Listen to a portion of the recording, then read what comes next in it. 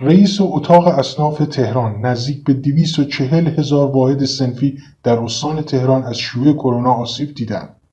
رئیس اتاق اصناف تهران گفت 80% از 300,000 واحد صنفی موجود در استان تهران نزدیک به 240,000 واحد صنفی از شیوع ویروس کرونا آسیب دیدند.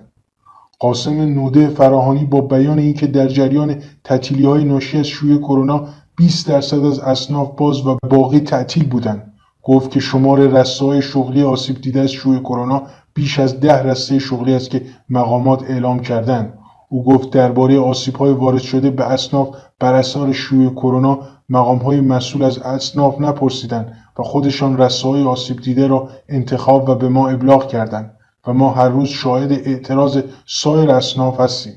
نوده فراهانی با بیان اینکه برخی از اصناف 3 ماه تعطیل بودند و اکنون هم برخی دیگر با 50% ظرفیت خود کار می‌کنند گفت این وضعیت باعث شده تا اصناف با مشکلات فراوانی روبرو شوند.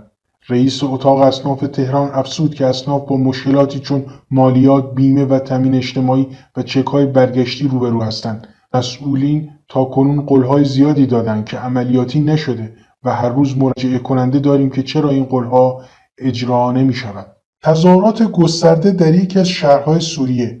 برخی از منابع خبری عربی و همچنین کاربران شبکه اجتماعی از تظاهرات هزاران نفر از معترضان سوری در شهر بصری در 180 کیلومتری جنوب دمشق خبر دادند. به اول تیما در یکی از حساب‌های توییتر خود نوشت هزاران تظاهرات کننده در شهر بصری در استان درعا شعارهایی می‌دادند. گزارش این شبکه خبری این تظاهرات هنگام مراسم تشییع نیروهای نزدیک به حکومت سوریه شکل گرفته است.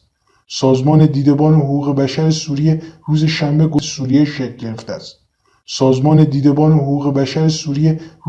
گزارش داد که دست کم 9 مبارز نزدیک به حکومت دمشق در انفجار یک بمب که اتوبوس حامل آنها را هدف گرفته بود در استان درعا کشته شدند.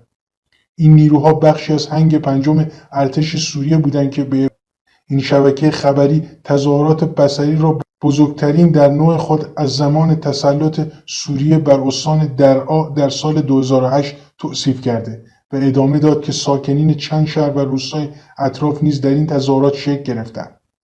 کمتر از 2 هفته پیش نیز مردم شهر سویدا در جنوب سوریه به مدت چند روز پیاپی در اعتراض به شرایط وخیم اقتصادی تظاهرات ضد حکومتی برگزار کردند و خواستار برکناری رئیس جمهور سوریه شدند. تظاهرات کنندگان شعار می‌دادند انقلاب، آزادی، عدالت اجتماعی. این در حالی است که با سقوط ارزش پوند سوریه در روزهای اخیر شرایط اقتصادی در این کشور بحرانی‌تر شده است. اعلام 1 ماه وضعیت فوق‌العاده در ماهشهر به دلیل بحران شدید کرونا. محسن بیرانوند فرمانده ماهشهر در استان خوزستان از اعلام 1 ماه وضعیت فوق‌العاده در این شهرستان به دلیل افزایش مبتلایان به کرونا خبر داد. شهرستان ماهشهر در استان ماهشهر به دلیل وجود بندر امام و همچنین منطقه ویژه پتروشیمی منطقه استراتژیک در تولید و صادرات پتروشیمی ایران و همچنین شاهراه واردات و تأمین کالاهای اساسی سراسر ایران است. بیرانوند فرماندار شهرستان ماهشهر یکشنبه شب در ستاد مقابله با ویروس کرونا شهرستان ماهشهر گفت از روزهای پایانی اردیبهشت ماه و همزمان با برگزاری مراسم و دید و بازدیدهای عید فطر تاکنون شاهد وضعیت قرمز و بحرانی در سطح ماهشهر شده‌ایم که روزانه بر آمار مبتلایان ویروس کرونا افزوده شده است. به گفته بیرانوند از روز دوشنبه 2 تیر ماه شهرداران، مدیرعامل منطقه ویژه پتروشیمی، مدیرعامل بندر امام، فرمانده سپاه ناحیه ماهشهر و فرمانده نیروی انتظامی، دادستان و رئیس اداره صنعت و معدن و تجارت و همچنین اصناف باید نمایندگان تام اختیار خود را به دبیر ستاد مقابله با ویروس کرونا ماهشهر معرفی کنند. جلسات ویژه ستاد مقابله با کرونا ماهشهر روزهای زوج برگزار خواهد شد تا بر روند اجرای تمهیدات و تدابیر تصویب شده و رفع مشکلات بین بخشی تحت مدیریت دبیر ستاد که شخص مدیر بهداشت و درمان بندر ماهشهر است فعالیت کنند. رئیس ستاد مقابله با ویروس کرونا شهرستان بندر ماهشهر اضافه کرد همه دستگاه‌ها و مراکز دولتی و خصوصی شهرستان میبایست در مدت 1 ماه وضعیت فوق‌العاده به صورت عملیاتی نظارت‌ها و فعالیت‌های خود در زمینه مقابله با ویروس کرونا را تشدید کنند. بیرانمند افزود که بحران شیوع و ابتلا به کرونا در ماشر باعث شده با در نظر گرفتن سایر جوانب تیر ماه را در این شهرستان وضعیت فوق‌العاده اعلام کنیم تا بتوانیم با اتخاذ تمهیدات لازم و تشدید نظارت در برقراری نکات بهداشتی در همه اقشار جامعه و دستگاه اجرایی از این وضعیت رهایی یابیم. علیرضا زالی: تهرانی‌ها از مبارزه با کرونا خسته شدند. علیرضا زالی، فرمانده عملیات و مدیریت مقابله با کرونا در استان تهران، از کاهش سریع رعایت پروتکل‌های بهداشتی در تهران و خستگی ساکنان این شهر از مبارزه با این ویروس خبر داد. به گزارش ایسنا، زالی روز یکشنبه اول تیر ماه در جلسه شورای اداری استان تهران با تاکید بر اینکه ما با مشکل جدی در تامین منابع درمانی روبرو هستیم و این مسئله با جمعیت تناسبی ندارد، گفت در حال حاضر گزارشات میدانی از شهر و تردد در آن حکایت از این دارد که بسیاری از افراد یا از مبارزه با کرونا خسته شدند یا آموزش‌های لازم برای مبارزه با این ویروس را ندیدند که این مسئله در رفتار مردم مشهود است. او به یک نظرسنجی صورت گرفته در روزهای اخیر اشاره کرد و ادامه داد هنوز 80% از مردم بیماری کرونا را خطرناک نمی‌دانند، اما متاسفانه رعایت پروتکل‌های بهداشتی به سرعت رو به کاهش است.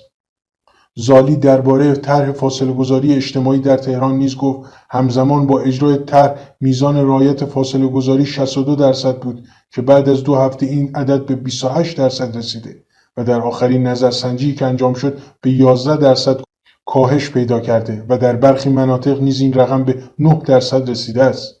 فرمانده عملیات و مدیریت مقابله با کرونا در استان تهران تاکید کرد نیمی از مردم استان تهران همچنان مستعد بیماری کرونا هستند.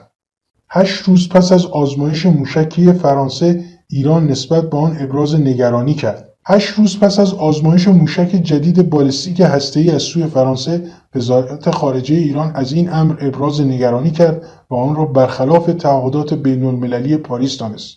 به گزارش خبرگزاری ایرنا، عباس موسوی، سخنگوی وزارت خارجه ایران، روز شنبه گفت به باور جمهوری اسلامی ایران آزمایش نسل جدید موشک بالستیک M51 با قابلیت حمل کلاهک هسته‌ای توسط نیروی دریایی فرانسه تهدیدی برای صلح و امنیت بین‌المللی و تضعیف عباس موسوی از فرانسه خواست تعهدات بین‌المللی خود در زمینه خلع سلاح اتمی را به طور کامل رعایت کند. رؤسای کمیسیون‌های مجلس 11 تعیین شدند. حدود 1 ماه پس از آغاز به کار مجلس 11 در جمهوری اسلامی ایران، روز یکشنبه اول تیر ماه انتخابات 11 کمیسیون برگزار شد و هیئت رئیسه اکثر کمیسیون‌ها تعیین شدند. در انتخابات روز یکشنبه، مجتبی ذوالنوری بار دیگر به ریاست کمیسیون امنیت ملی و سیاست خارجی رسید و در جبهه‌های پایداری نیز عضویت دارد. برخی دیگر از رؤسای کمیسیون نیز از فرمانده‌های پیشین سپاه یا از اعضای جبهه پایداری هستند، از جمله محمد صالح جوکار که به ریاست کمیسیون شوراها و امور داخلی رسیده. بیشتر معاونان پارلمان روز یکشنبه همچنین حمیدرضا حاج بابایی به ریاست کمیسیون برنامه بودجه، فریدون عباسی به ریاست کمیسیون انرژی و عزت‌الله اکبری تالارپشتی به ریاست کمیسیون صنایع و معادن رسیده است.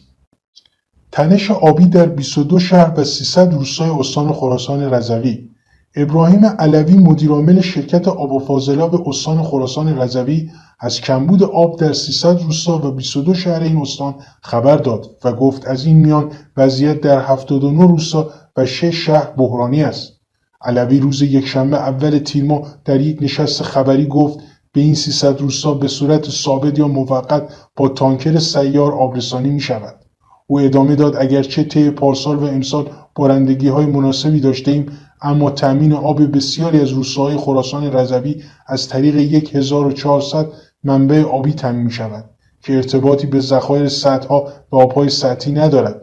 مدیرعامل شرکت آب و فاضلاب استان خراسان رضوی همچنین گفت همکنون 22 شهر در استان خراسان رضوی در تنش آبی قرار دارند که 6 شهر نیشابور، تربت جام، مشهد، ریزه، شاندیز، خواف و گلبهار در وضعیت قرمزند. علوی با اشاره به افزایش 21% مصرف آب همزمان با شیوع کرونا در این استان تاکید کرد در برخی از شهرها مصرف آب تا 40% رشد داشته و اگر این روند ادامه داشته باشد در تامین و تولید آب مشترکان در شهرها و روستاها با مشکل مواجه خواهیم شد. بازداشت مؤسس و 2 عضو جمعیت خیریه امامعلی در ایران. جمعیت امداد دانشجویی مردمی امامعلی که یک مؤسسه خیریه غیردولتی در ایران است، از بازداشت مؤسس و 2 نفر از اعضای مؤسسه خبر داده است. به نوشته حساب‌های کاربری این جمعیت در شبکه‌های اجتماعی، نیروهای امنیتی شب یکشنبه با مراجعه به خانه شارمین میمندی مؤسس جمعیت امامعلی او را بازداشت کردند.